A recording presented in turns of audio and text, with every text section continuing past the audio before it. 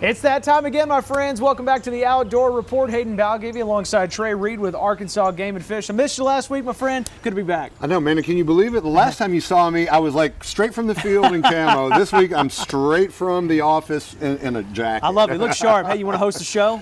I'm going to leave that to you, buddy. I appreciate that. Well, we need your area of expertise, too. So this week, Game and Fish coming out with a little bit of information for folks.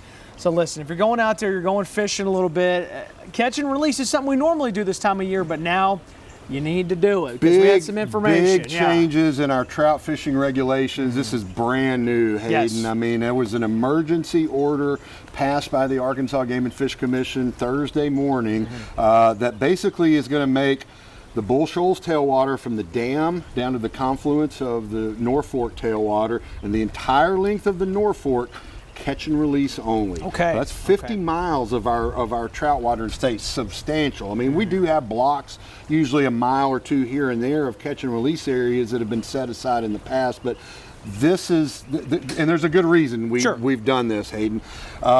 If you remember back in April, we had a massive flood on the Spring River. Our state-owned hatchery there, the Jim Hinkle Spring River Hatchery, was decimated. We are at about 50% production there right now. We've had another issue, a water quality issue at the North Fork National Fish Hatchery. It's a federal facility like the Greers Ferry Hatchery at JFK Park. The North Fork Hatchery is actually the largest Fish and Wildlife Service hatchery in the entire country. It produces a lot of fish. It was put there as a mitigation when we lost our warm water fisheries, when those big dams were built in the Ozarks, to supply trout. They have lost, we think, an estimate of about 90% of the number of fish that they would normally have on their hatchery right now are gone. It is a mess. It is a bad situation.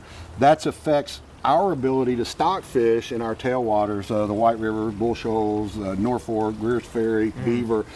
So nothing done, a lot of those fish that we're stocking would be caught by anglers, and pretty soon, within a couple of months, it would be a very poor fishing experience for anybody that goes out. So that, you weigh like, I mean, it's a sacrifice for those anglers that want to keep some fish. Now, below North Fork, you can still keep a couple of fish. There are some size limit restrictions.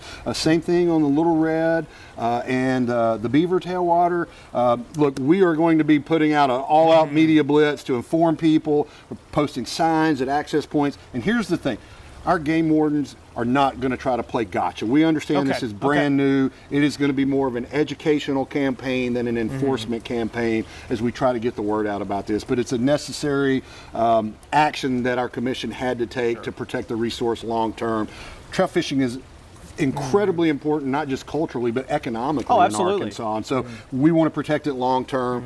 It is a temporary restriction. Very key word there, temporary. 120 days under the emergency order. Now, it could be reenacted for another 4-month period if the situation at the North Fork Hatchery has not improved.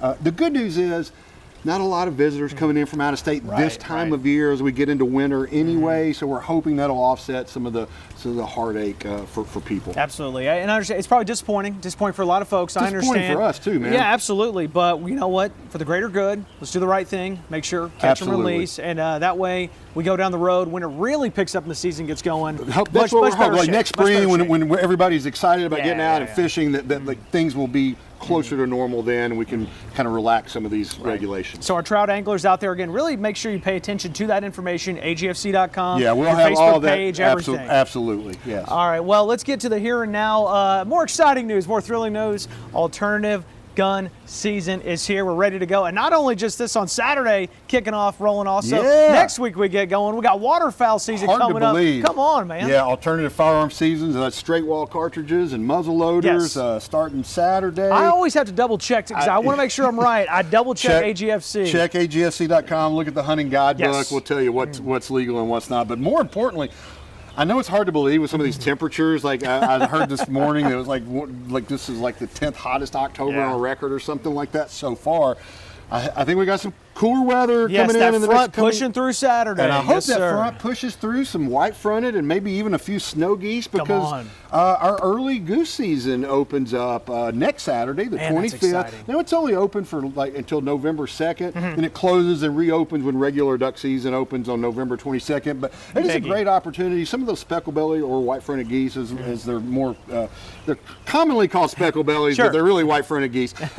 Tomato, They're starting to they're starting to show up. And Okay, even good. a lot of that is triggered by the photo period, the amount of daylight. But cold fronts wouldn't hurt. But hey, remind you that's coming up. I was like, are you kidding me? It's like a week out. But make sure you got your HIP registration and Yes. your federal and state duck stamps if you're going to get out and do that. Again, y'all, this is a lot of important information. AGFC.com. We will, of course, have much more on THV11.com. So our trout anglers out there, hang in there. We're going to get through it. And then a big, obviously, October into November, and then duck season, baby. Duck season in the full flesh. Good to see you, sir. Thank you, Thanks Hayden. as always. Great stuff. Appreciate it. Appreciate you again. AGFC.com, THV11.com. We'll see you next week.